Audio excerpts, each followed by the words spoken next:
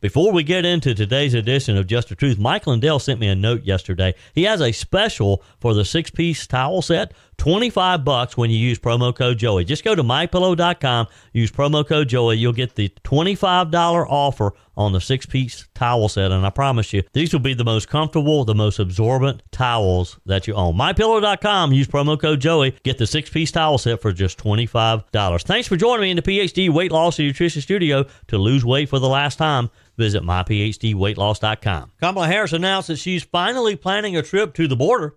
Even CNN, though, is seeing through her fake interest in what's happening at our southern border and calling her out on her latest political stunt. We have the details for you today. Breaking news out of Florida yesterday, the federal judge who presided over and threw out the criminal classified document case that the Justice Department brought against Donald Trump is now set to oversee the case into the latest apparent assassination attempt against the former president. Meanwhile, the Senate unanimously passed the Enhanced Presidential Security Act, a crucial piece of legislation aimed at bolstering protection for presidential and vice presidential nominees. This after 2 assassination attempts on President Donald Trump. Did Cardinal Timothy Dolan make a prediction about the outcome of the presidential race? The Archbishop of New York said he is disappointed Harris is skipping the Al Smith dinner, pointing out that it hasn't happened in 40 years and adding that it didn't work out too well for the last candidate who tried skipping the historic event. Do you know who that was? Do you know who the last candidate was to skip the event? And he's right. It did not turn out too well for him. Text me your answer or email me, joey@joeyhudson.com, and some lucky person with the right answer will win a gift certificate for a nothing bundt cake. So text me who you think and no cheating, no looking up, no Googling. Text me who was the last candidate not to attend and lost miserably. I told you we'd be back. And ye shall know the truth, and the truth shall make you free. It's Joey Hudson. I wanted to name it the Joey Hudson Bill, but, they don't allow you to put names on bills. But I wanted to call it the Joey Hudson Bill because I know that one's been near and dear to you for a number of years. That's how it's done. Let your voice be heard. And the truth shall set you free. Here's Joey Hudson. Even CNN is seeing through Kamala Harris's fake interest in what's happening at our southern border. CNN anchor Abby Phillip argued that the vice president's campaign has finally realized that she can no longer, quote, float above the immigration issue. Now, the vice president is reportedly planning a visit to the southern border during a visit to Arizona on Friday. This would be her first visit to the border since emerging as the Democrat nominee, and really her first visit since becoming vice president. With the last-minute visit to the border, Harris hopes to, quote, counter Trump's advantage with voters on immigration, according to the New York Times. Now, let's let that sink in for a moment. Does she really believe that by going to the southern border now, that this is going to make people trust her on the border issue because of one visit? She's had 3.5 years of being Joe Biden's border czar, and she hasn't done a thing.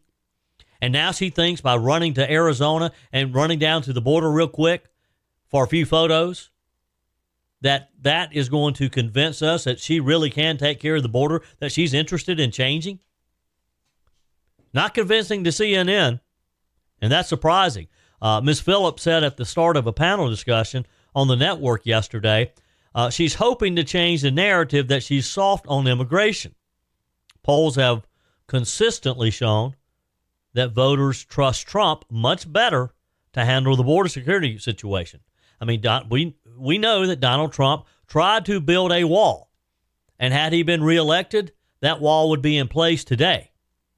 Instead, what did Joe Biden and Kamala Harris do? They let millions of dollars worth of wall material literally rust because they were so opposed to Donald Trump and building the wall that they wasted the millions of dollars of material, just let it rust away, lying there. They wouldn't install it. It makes me angry. Can you tell? It makes me angry just thinking about the absurdity of that. Phillips cited an NBC News poll out this week showing that Harris is trailing Trump by 21 points on securing the border and controlling immigration. Americans know that she is a lie when it comes to wanting to secure our border, especially after this video that resurfaced showing her as the then U.S. Senator from California as the Grand Marshal in a parade in Los Angeles chanting, "Down with deportation, up with education." She's very clear that she does not support deportation. Obviously, Republicans have been critical of Harris over how she's handled the border and over her liberal stances on immigration. It's no secret how Kamala Harris, over the years during her public life, has treated the issue of the southern border. CNN conservative commentator Scott Jennings argued that the Harris campaign strategy would not convince Americans that she'll be tough on immigration as president. And he referenced the video I just mentioned, the 2018 video of her chanting down with deportation. Jennings said, going to the border is not going to change that. They don't trust Democrats on this issue. And he's right. CNN liberal commentator Bakari Sellers argued that Harris wanted to take action on the border, but was thwarted by Republicans in Congress. He pointed how Republicans killed the border bill last February. They keep bringing this up. So does Kamala Harris. That, the Republicans killed, after Donald Trump asked them not to vote for it, they killed the bipartisan bill. They killed the bill because the bill wasn't worth the money they wanted to spend. The bill wasn't going to change things on the border, kind of like their Inflation Reduction Act that had nothing to do with reducing inflation. Whoever was to blame, Philip concluded that Harris could no longer avoid the issue of immigration, and it could cost her the election if she doesn't step up, and she speculates this is why she's suddenly running to the border. The Harris campaign has just been trying to kind of float above it all, to float above the immigration arguments, float above, some of the nitty-gritty details on some of this policy. But this shows that they realize they have to do something. Yeah, they realize they have to do something, all right.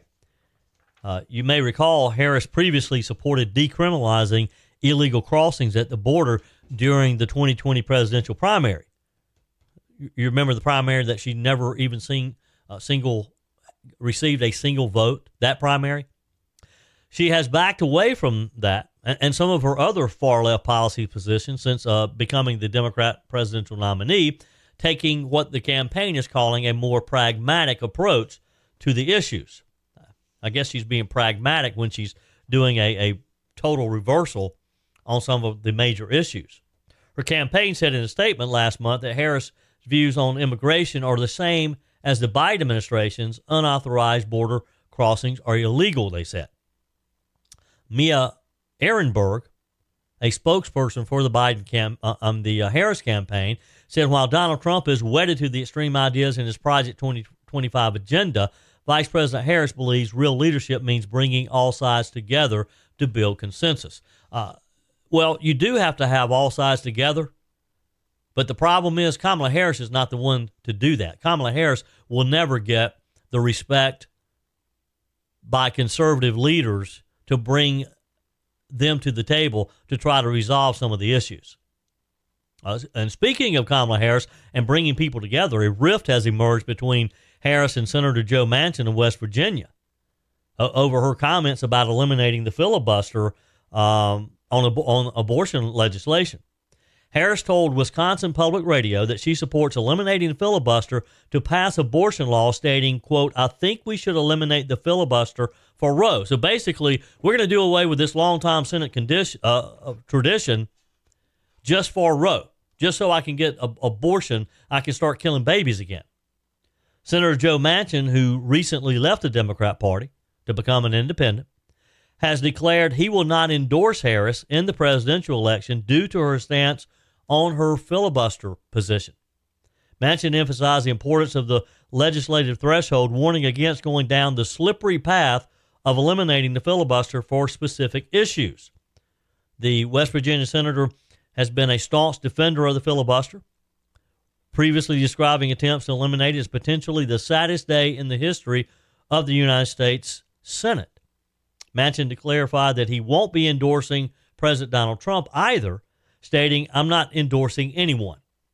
The disagreement highlights the ongoing debate within American politics about the role of the filibuster in the legislative process. Look, it's part of the Senate and how they operate. I mean, do you think the average voter, and you're not average, if you're listening to me today, you're not average. You're intelligent, you're informed, you try to seek answers. But I'm talking about that person, that low politically educated voter out there who really doesn't pay attention all the time. Do you think they really know the significance of the filibuster, how it's used and why it's used? I don't think it matters necessarily. I don't think they understand the importance of it. But let me say, as someone who has followed legislatures, who studies history and the process, the filibuster has its place. As frustrating as it can be at times for getting legislation passed, eliminating the filibuster just for abortion issues, that could be a disaster. PhD Weight Loss wants you to know, yes, you can. You can get back to your ideal healthy weight. Yes, you can get back into sizes you thought you'd never see again. And yes, you can get rid of that harmful belly fat, all without becoming dependent on medication loaded with side effects. Hi, it's Joey Hudson here. PhD Weight Loss encourages and equips you to lose weight the healthy, natural way and keep it all for the rest of your life. Dr. Ashley Lucas, a licensed registered nutritionist, developed a solid plan that works. Trust me, I lost 30 pounds. You see, PhD Weight Loss removes the guesswork. They literally tell you exactly what to eat each day while you watch the pounds melt away. But they also teach you to think about food differently and to learn to anticipate and navigate situations that make you want to indulge. PhD coaches will teach you to believe finally that yes, you can do it. With no gimmicks or lifelong medications, finally lose the weight and keep it off. Yes, you can. Call today. PhD Weight Loss, 864-644-1900. That's 864-644-1900, or go to myphdweightloss.com. Your comments are welcome on the Furman Ford text line, 864-477-JOEY. That's 864-477-5639. Emails always welcome, joey@joeyhudson.com. One final thing on the Kamala Harris campaign. Cardinal Timothy Dolan, the Archbishop of New York, says that he is, quote, disappointed that Kamala Harris has chosen to skip the historic Al Smith dinner, telling reporters that we don't know how to handle it since it's been 40 years since a presidential nominee turned down the invitation. In his statement, he said, we're disappointed. We were looking forward to giving the vice president an enthusiastic welcome, and we were confident that she would find this. You know, she speaks very much about high ideals and how it's good to get away from division and come together in unity and all. That's what the Al Smith dinner is all about, the Cardinal said. We're not used to this. We don't know how to handle it. This hasn't happened in 40 years since Walter Mondale turned down the invitation. And remember, he lost 49 out of 50 states. I don't want to say there's a direct connection there, but we're not giving up, the Cardinal said. All right, so how many of you guessed correctly that it was Walter Mondale without Googling? I'm going to give somebody a free nothing bundt cake. I have a certificate, so if you email me or you text me your guess that it was Walter Mondale and you're correct, your name will go in the hat and I'll do a drawing. But Walter Mondale. So you think the Cardinal was actually predicting that since Kamala Harris is not going to go to this historic dinner, that she'll lose miserably like Walter Mondale? Look, I hope that's the case. Look, every presidential election year, the Republican and Democrat candidates come together to roast each other in good-humored speeches at this dinner. It's traditionally held in New York City. It benefits the Catholic charities. It's set to be held October 17th. The tradition began with John F. Kennedy and Richard Nixon spoke at the event back in 1960. And again, there's only been one instance, Walter Mondale, when it didn't happen. Even Trump and Hillary Clinton did it. Trump and Joe Biden did it. Harris's campaign told event organizers she would not be in attendance and instead is planning a campaign to campaign in an unspecified battleground state. They wouldn't say where, they're just saying she's going to be someplace else. President Trump says he'll be there. He confirmed that he will attend and speak at the dinner. in a post on Truth Social Monday, writing that it's sad but not surprising that Harris has chosen to skip this charity event. The Cardinal said that he's still hoping that Harris will change her mind, crediting Senate Majority Leader Chuck Schumer and New York Governor Kathy Hochul for working hard to convince her to come. He said, we're not giving up. You think she'll go after saying she won't? You think she'll be shamed into this? I'm betting she won't. Interesting development yesterday. The federal judge who presided over and throughout, ultimately, the criminal classified documents case the Justice Department brought against Donald Trump, she is now set to oversee the case into the latest apparent assassination attempt against Trump. U.S. District Judge Eileen Cannon. She is a Trump appointee. She was randomly assigned the attempted assassination case yesterday after a grand jury in Miami returned a 5-count indictment against Ryan Ruth in connection with the September 15th incident at the Trump International Golf Club in West Palm Beach, Florida.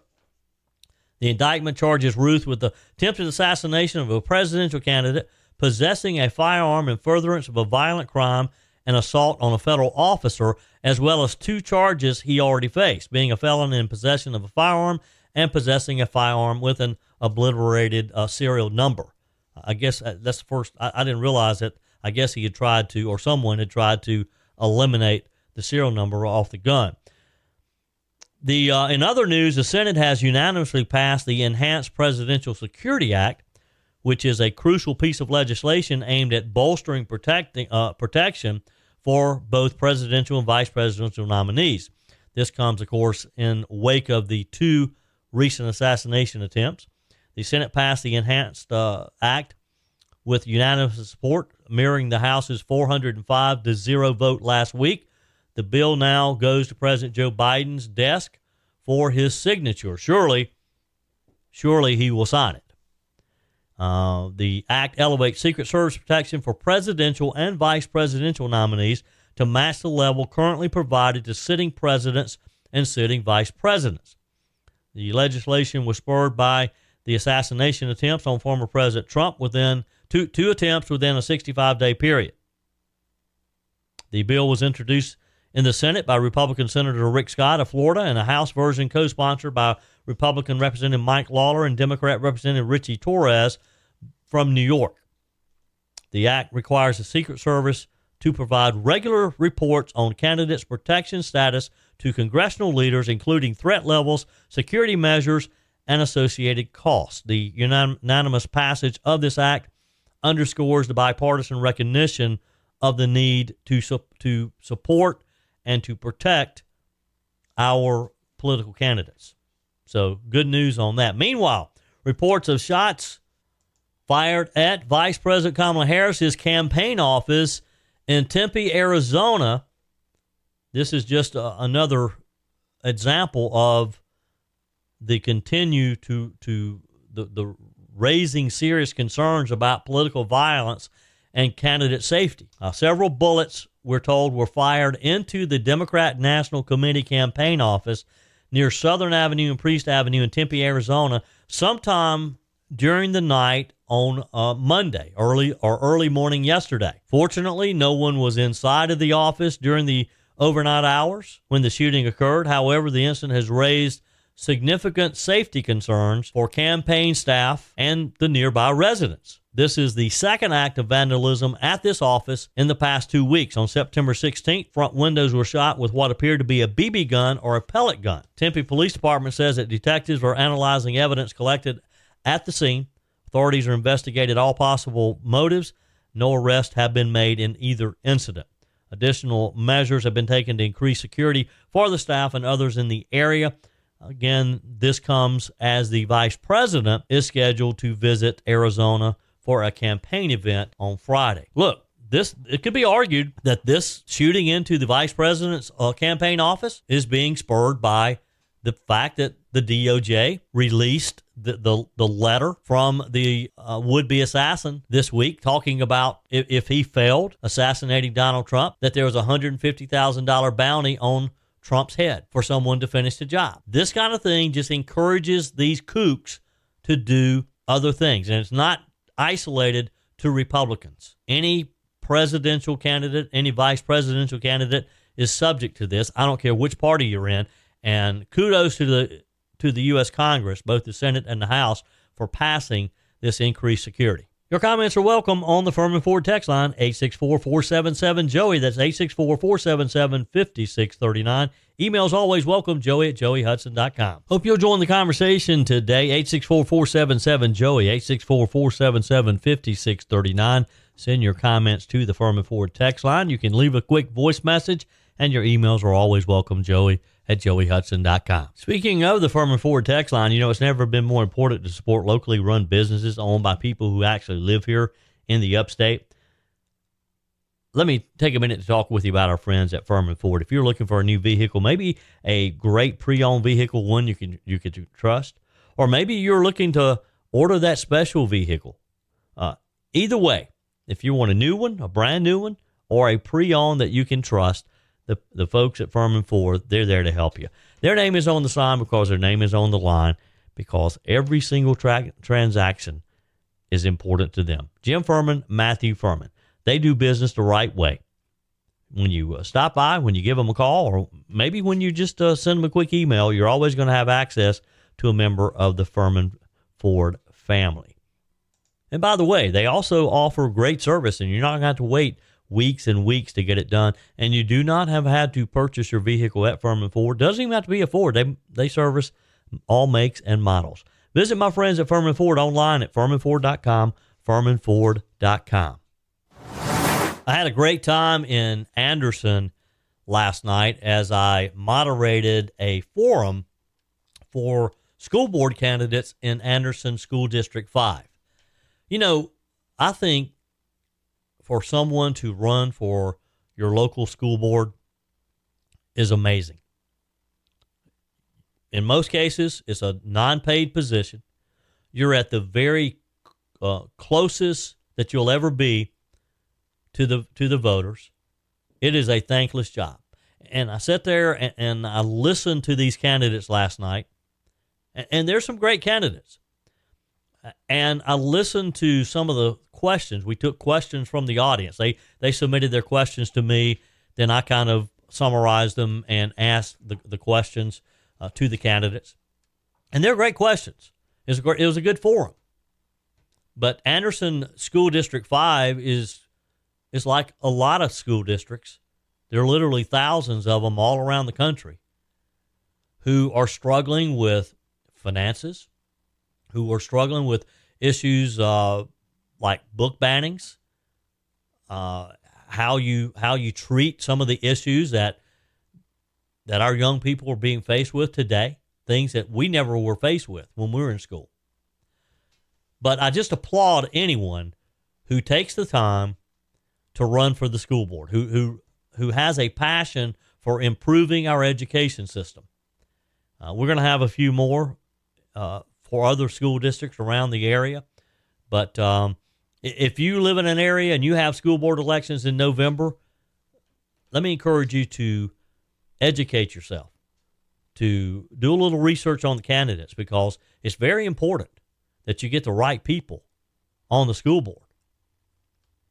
Otherwise, the left and the liberals are going to take over our schools forever.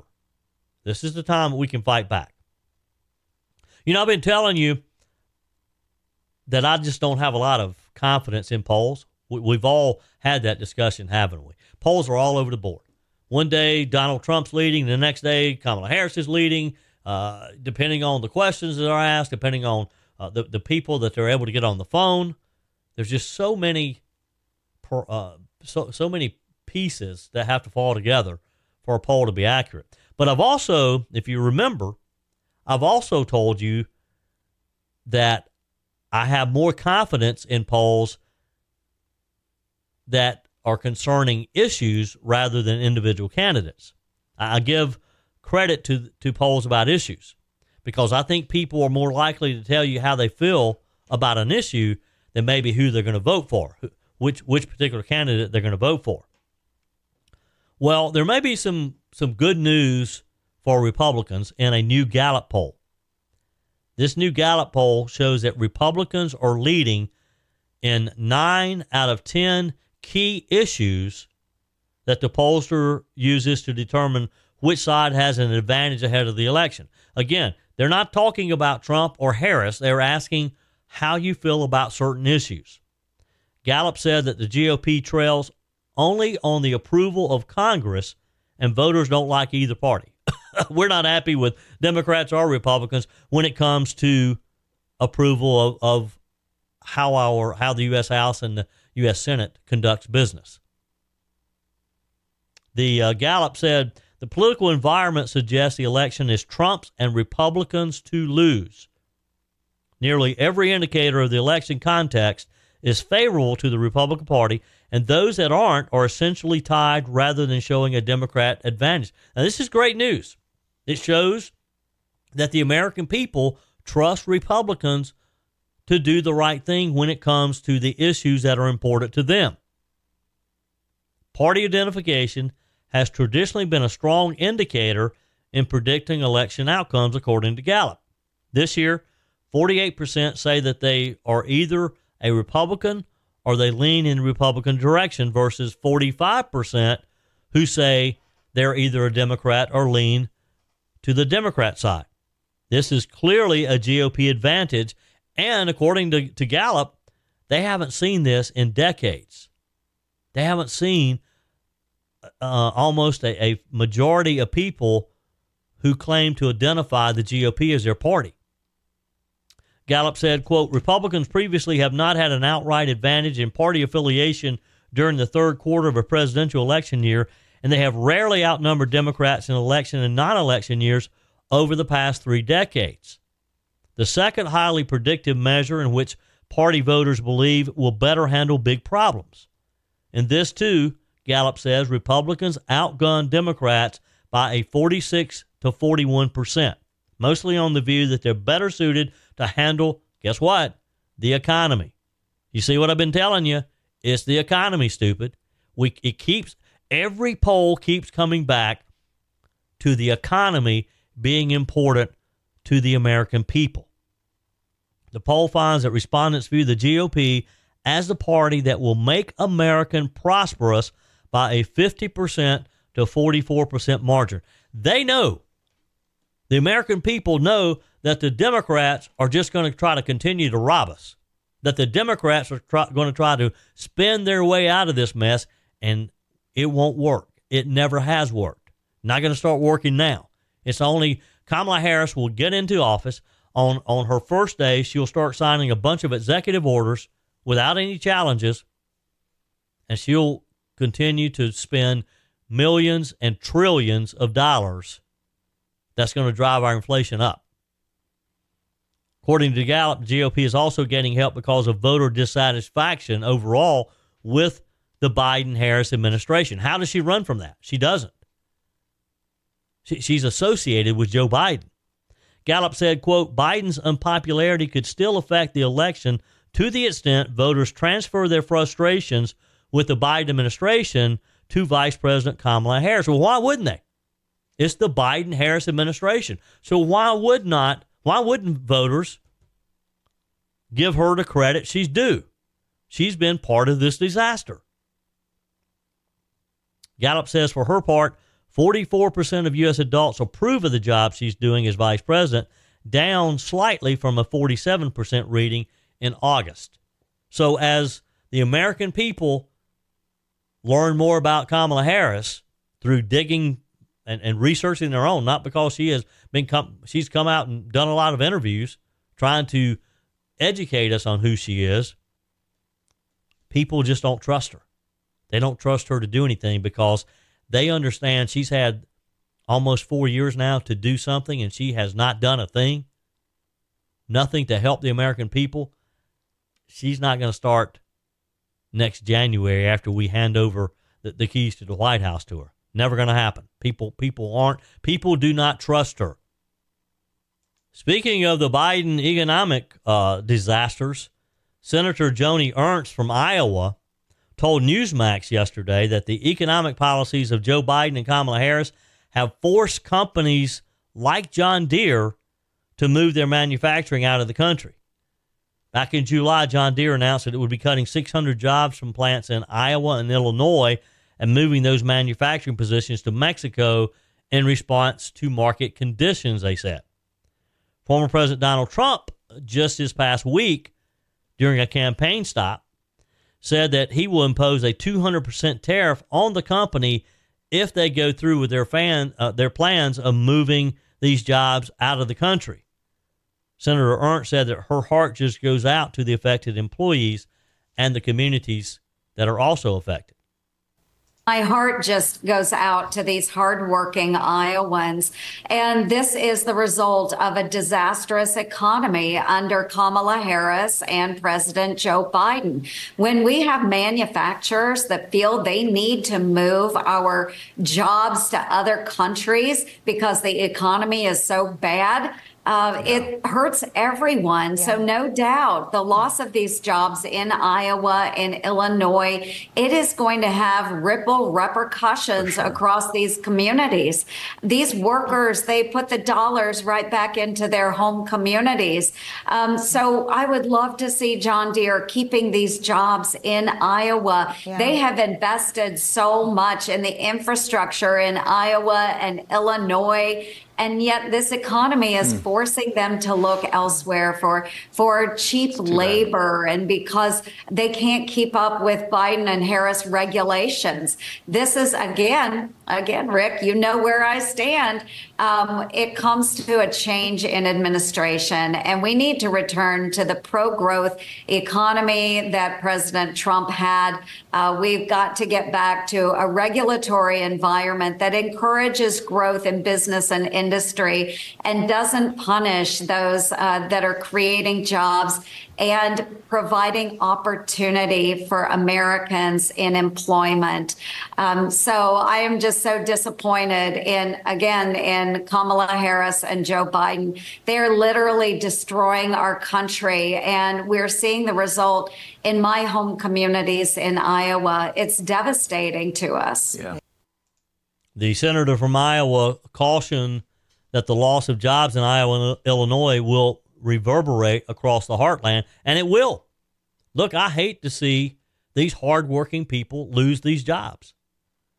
But the reality is that they can't, with the regulations that Joe Biden has added to manufacturing and just the overall economic conditions, has forced them to go someplace else. Ernst noted that the country will need a change in administration to keep the jobs in the U.S., and that's what we have to look towards. And that's why John Deere needs to hold on until Donald Trump can get back into the White House. Your comments are welcome on the Furman Ford text line, 864-477-JOEY. That's 864-477-5639. Email's always welcome, joey@joeyhudson.com. Whether you're replacing a broken appliance or maybe you're just upgrading, you're totally remodeling the kitchen, when it's time to get those new appliances, when you're ready for them, you don't want to have to wait weeks or even months to get started using them, right? Well, that's not the case when you shop with my friends at Discounted Appliance Warehouse.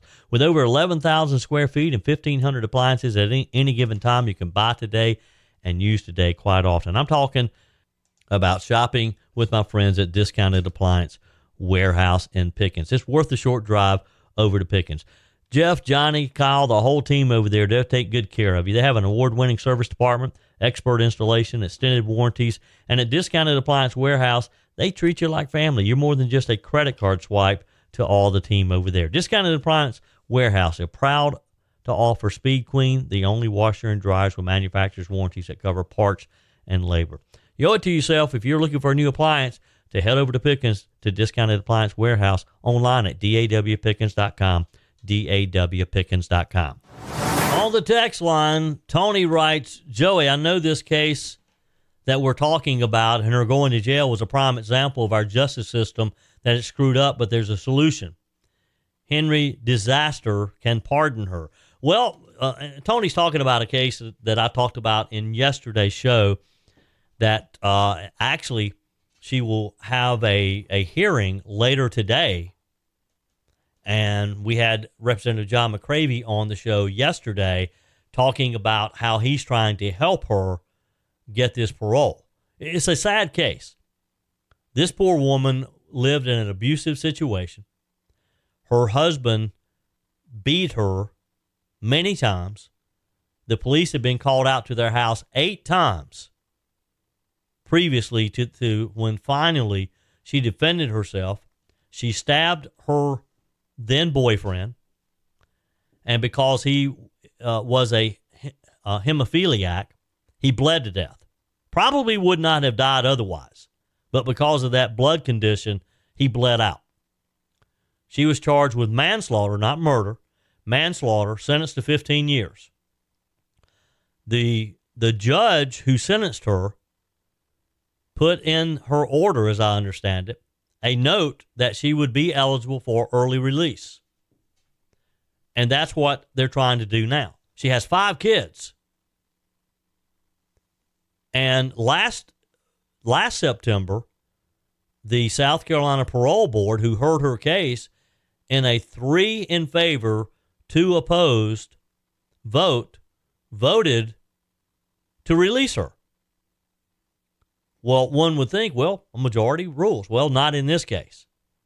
Because of the crime, she had to have 2/3 vote of the total parole board. One parole board member wasn't even there, was absent. Another one, mysteriously, voted to abstain. So she didn't get that 4th vote that she needed, so she sat in prison for another year. Today, hopefully, that'll change. Representative McCravy is going to testify on her behalf. She is a constituent. She lives in Greenwood County, the area that he represents. He's an attorney, but he's not representing her as an attorney. He's helping her because she is a constituent in need. But I said all that to answer Tony's question. There's some odd thing about the law that she does not qualify for a pardon. Representative McCravy said that he had applied for a pardon for her, but for some reason that's not a possibility. I don't know. Hopefully it's not going to be a question, because hopefully the South Carolina Parole Board is going to do their job today, and they're going to vote to release her so she can be home and raise those kids.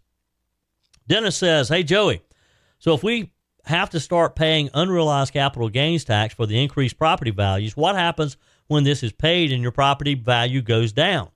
Do they refund you as fast as they take your money? Also, with the Dems doing this, you can bet that they'll keep the appraisal on homes up to date. This will cause higher state taxes. Thanks, Dennis. Dennis in Anderson." Thank you, Dennis. I think you know the answer to the question as to whether or not you'll be getting a refund. No, you won't. They'll take it, but they won't give it back. This is the most absurd thing that Kamala Harris has said, that she will tax us on unrealized capital gains. How in the world can you tax somebody on something they haven't received? She'll try. I don't think she'll be successful. I hope not.